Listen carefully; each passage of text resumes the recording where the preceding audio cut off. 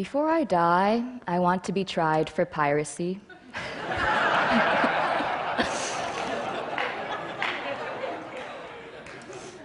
Before I die, I want to straddle the international dateline. Before I die, I want to sing for millions. Before I die, I want to plant a tree. Before I die, I want to live off the grid. Before I die, I want to hold her one more time. Before I die, it was a project that had been talked about. It was also one of those interesting things where you see the benefits of social media.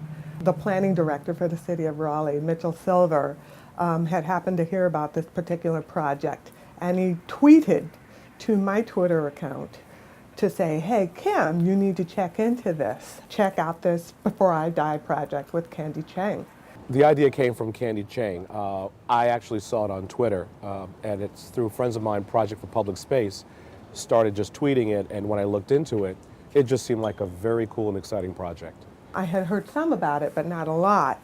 So I went and looked it up, and it was just fascinating, because what it was this artist in New Orleans, Candy Chang, who had a friend, a loved one who had passed away, and a way for her to get over the grieving, to help with that process, was to essentially take the side of a building and stencil up on the side of it, before I die, I want to blank line.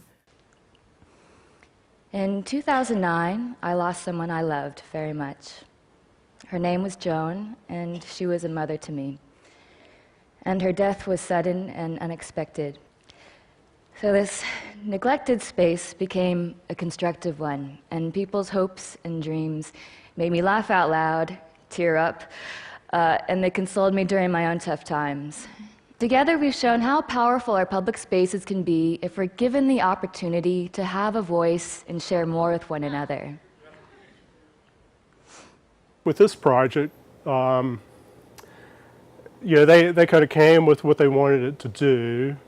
And I think, my part was to kind of problem solve that in terms of putting it together and then kind of create a way that would be the easiest to set it up and then to break it down. The hard part is it's going to be up there just clean. And, putting those first few marks on is going to be the toughest part. Once it gets going, I think it'll just be kind of, a mess, beautiful mess. Well, of course, there's two different perceptions to think of there. Like, this is a very temporary project, but it's that public participation that I think, it's a collaboration that is unknown. You kind of open the door to let people find themselves in the project, and it helps us find our way to newer ideas and things like that. As far as a sense of place, per festival or something like that, it's an activity. It's something that kind of sparks ideas. This one particularly, self-reflection, what life is, what does it mean in that sense of, what do you expect, I guess, of yourself and of the world and your participation in those kinds of situations. I did not expect it to be the thing where people just stayed and stayed and stayed. So the Saturday morning, it was like a 9 o'clock Saturday morning, we showed up with our different walls that we needed to install. And what I realized right away is people stayed and watched as we were building it. This is before one thing had been written on the wall. They were just standing, staring, and waiting to see this project unfold. Some folks would stand there, watch others while they were writing. Some folks would get their little thought in and take off. Like that, they didn't want to stay. What would happen is the walls would fill up very quickly. And as soon as it did, there was sort of like this slowing down of the writing, and then people would just stand and watch, engage, and see what other people were writing. They would take their pictures by it, a lot of that. And then we would take these sponges and wipe it down, and we couldn't even, people wouldn't even wait for the walls to dry. They had to get back up there and start writing all over again. And we saw some fascinating stuff, very intriguing words. We saw some of the same repeating But then you saw some that were just totally and completely out there. In our age of increasing distractions, it's more important than ever to find ways to maintain perspective and remember that life is brief and tender. Death is something that we're often discouraged to talk about or even think about, but I've realized that preparing for death is one of the most empowering things you can do. Thinking about death clarifies your life. One particularly intriguing one is that an individual kept writing, or multiple individuals, we don't know, something that was very simple in the beginning to those of us who were observing, which is, before I die, I want to live. Well, sounds pretty common. You know, you write that, pretty profound, pretty simple, you go with it. But what would happen is that it would be written once, and that would be it on that wall. We would wipe down the wall, and mysteriously it would show up again. And so those of us who were there, staff and volunteering, we started to try to figure out and track who was doing this, who kept coming back every time we wiped down the wall and writing it again. And we never did find out. And it always seemed to be somewhere perhaps in the upper right of a wall or the upper left of a wall. And when it would go up really within minutes after the walls were cleared off.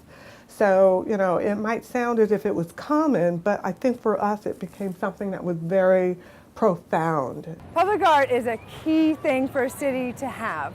It not only showcases the sort of energy and spirit of a city, it's a way to show your civic pride, and it's also a way to let people know it's great to be creative and that humans are capable of wonderful things. So public art has become this popular thing now. So it's a good thing. And may it spread, you know, let it not just end here, let's just continue to do great stuff. Before I die, I want to be a great father. Before I die, I want to celebrate my life. Before I die, I'd like to circumvent the globe in a ship. Before I die, I want to find all the dinosaur bones. Before I die, I want to live. Before I die, I want to live my life for Christ. Before I die, I would like to visit a place where everyone's happy. Before I die, I want to travel to space. Before I die, I want to drink champagne and eat escargot in Paris. I think I would just say before I die, I want to make a difference. And I want to be part of how awesome the world is. It's so funny because when you ask that of other people, you expect them to have an answer right away. And then when you get asked yourself, it's not so easy. The most obvious thing would be to say something like, before I die, I want to see my grandchildren graduate from high school. But I thought about that for a little bit, and I realized in order for me to do something like that, I would probably write something that says, before I die, I want to make sure I don't waste each and every day. And I think that'll sort of cover that, many, many other desires that I would put up there on the wall.